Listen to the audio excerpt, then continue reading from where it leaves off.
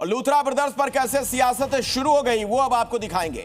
विपक्ष ने कई सवाल खड़े किए हैं, पूछा कैसे भाग गए थे लूथरा ब्रदर्स, ये सवाल कांग्रेस ने पूछा है।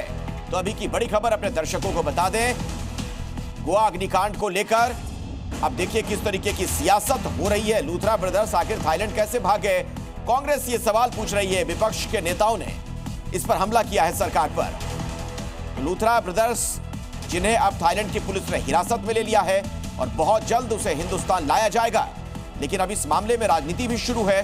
केंद्र सरकार से कांग्रेस ने सवाल पूछा कि आखिर ये भागने में कैसे कामयाब हो गए। तो गोवा में अग्निकांड में कई लोगों की जान गई है और उसी दिन अहले सुबह ये दोनों भाग गए थे थाईलैंड।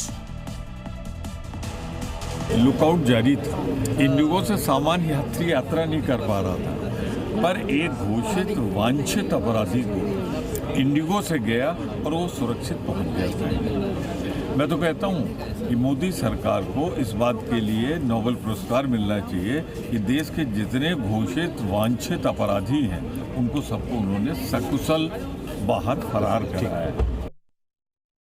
इस तरीके से ब्लेटेंट फ्लाउटिंग ऑफ नॉर्म्स हो रहा है गोवा में, पैसे के कमाने के चक्कर में सारे नॉर्म्स एंड पॉलिसीज़ को अलग रखा जाता है। इतना मैसिव करप्शन है इस इंडस्ट्री में और फिर इनको भागने का मौका मिल जाता है।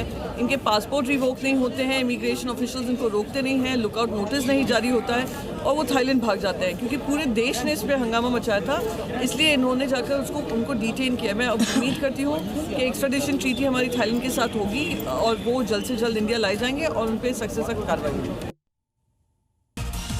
गोवा अग्निकांड के मुख्य आरोपी लूथरा ब्रदर्स पर शिकंजा, थाईलैंड पुलिस ने हिरासत में लिया। शाम तक भारत लाए जाने की तैयारी, क्लब में आग लगने से 25 लोगों की गई थी जान। गोवा अग्निकांड के आरोपी सौरभ लूथरा ने जी न्यूज से कहा, हम जांच में सहयोग करने के लिए भारत आ रहे हैं, भारत में हमारी सुनवाई है, हम आ रहे हैं।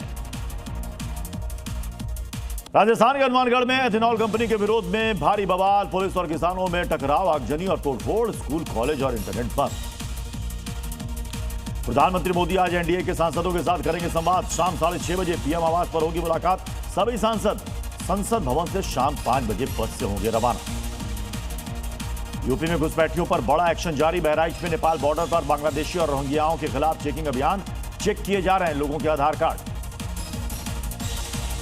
एसआईआर पर चुनाव आयोग की आज अहम बैठक, कई राज्यों में बढ़ सकती है समय सीमा। यूपी सीईसी ने चुनाव आयोग को चिट्ठी लिखकर की 2 हफ्ते वक्त बढ़ाने की मांग। यूपी में अभी तक वापस नहीं आए हैं 2.5 करोड़ से ज्यादा गणना पत्र।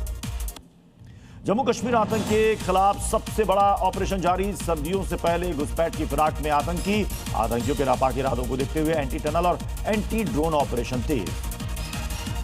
यूपी में बड़ी वक्फ संपत्तियों के रजिस्ट्रेशन की तारीख, सुन्नी वक्फ बोर्ड की अपील पर ट्रिब्यूनल ने दी 6 महीने की मोहलत। अब यूपी में 5 जून 2026 तक करा सकते हैं वक्फ संपत्तियों का पंजीकरण। बहराइच की सांप्रदायिक हिंसा में मारे गए रामगोपाल पर आ जाएगा अहम फैसला, दुर्गा विसर्जन के दौरान भड़के दंगे में गई थी रामगोपाल की जान। अब्दुल हमीद, फहीम, सरफराज समेत 11 दोषियों को कोर्ट सुनाएगी सजा। रूस के सेंट पीटर्सबर्ग में धमाकों के बाद लगी भीषण आग, निवेस्की मार्केट में ब्लास्ट के बाद लगी भीषण आग, कई किलोमीटर तक इलाके को खाली कराया गया, राहत बचाव कार्य में जुटे रहे।